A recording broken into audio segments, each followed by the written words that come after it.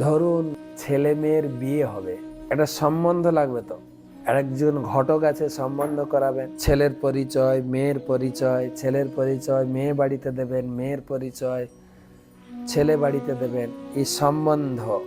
তো প্রথম হচ্ছে শাস্ত্র থেকে ছেলের পরিচয় জানবো, মানে ভগবানের পরিচয় জানবো, গুরুদেব শেখাবেন। পুরুষ হচ্ছেন ভগবান আর আমরা সবাই প্রকৃতি।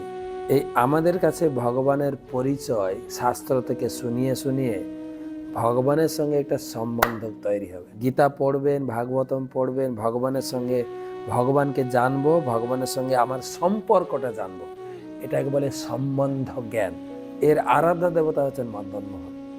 তারপরে হচ্ছে অভিদেহ। অভিদেহ মানে মেয়েটা ছেলেটার সঙ্গে বিয়ে হলো, মেয়েটা ছেলের সেবায়, স্বামীর সেবায় যুক্ত হলো, অর্থাৎ আমি জানলাম কৃষ্ণ ভগবান, এবারে আমি ভগবানের সেবায় যুক্ত হব।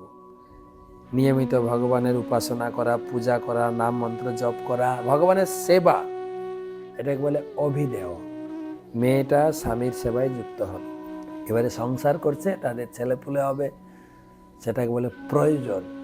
তাই এটাকে বলছে এবারে আমি ভগবানকে লাভ করব, এইভাবে ভজনা করতে করতে সেটাকে বলে প্রয়োজন।